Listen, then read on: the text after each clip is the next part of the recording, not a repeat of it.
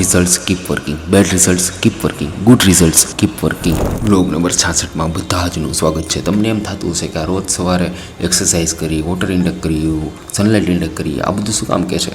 તો આપણે જે 1 યર અચીવમેન્ટનો જે અત્યારે ગોલ ઉપર છીએ ને એ ગોલના તો અત્યારે 124 દિવસ થઈ ગયા છે 365 ડેઝમાંથી. તો આ એટલા માટે મહત્ત્વનું છે, આપણે ડિસિપ્લિન એ બધું મહત્ત્વનું છે, આપણી કન્સિસ્ટન્સીને એ બધું મહત્ત્વનું છે. એટલા માટે આપણે daily exercise, daily water intake અને આ બધાને આપણે વધારે મહત્ત્વ આપીએ છીએ અને માટે આ બધામાં આપણે વધારે મહેનત કરીએ છીએ. વધારે આપણે ડિસિપ્લિનને વધારે કેમ સારી રીતે જાળવી શકાય એમાં વધારે મહેનત કરીએ છીએ. ઓફિસે જવા માટે રેડી થશું અને જ્યારે પણ ભાઈ ગાડી ચલાવતા હોય તો આપણે અહીંથી અમુક શૂટ કરવાના, અમુક સારા સીનને કેપ્ચર કરવાનો આપણને સમય મળી જાય છે. ઓફિસે પહોંચીને રાબેતા મુજબ એડિટિંગનું કામ ને એ બધું કામ શરૂ થશે. અને જ્યારે પણ આ ભાઈ પહેલાં કહેતા હતા ને મારે આઈફોન એટલે ઉપર, અત્યારે જો આઈફોન જ જોવે છે, કારણ કે બધાને ખબર જ છે કે આઈફોનનો હમણાં ભાવનો ડ્રોપ થવાનો છે 16 પ્રોનો, એટલા માટે તો એ લેવાના છે. અને ટ્રાફિકને પાછા વિનતા અને આપણે મામાને ત્યાં જશું. મામાને ત્યાં જઈને આપણે રોજનું કામ શું હોય છે તો બધાને ખબર જ છે, ચા પીવાનું. તો આપણે ચા પીશું, મસ્ત એન્જોય કરશું.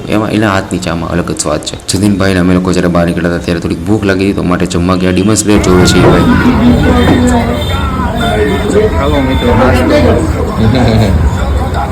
અને જમીને મસ્ત આપણે નીકળ્યા છીએ. આપણો સફર શરૂ થયો છે તો હોસ્ટેલે જવા માટે. તો હોસ્ટેલે પહોંચીને રાબેતા મુજબનું લખવાનું અને વાંચવાનું કામ શરૂ થશે. આજે બક્ષીની બુકમાં એટલું બધું કંઈ ખાસ તમને બતાવવા લાયક, તમને કહેવા લાયક કાંઈ નહોતું, પણ એક સંદેશો મારે આપવો તો એ છે કે no results keep working, bad results keep working, good results keep working. Water intake કરીને આજનો દિવસ કમ્પ્લીટ થાય છે. તો let's make tomorrow better than today. જે માતાજી લખતા જજો અને મળતા જજો. Thank you.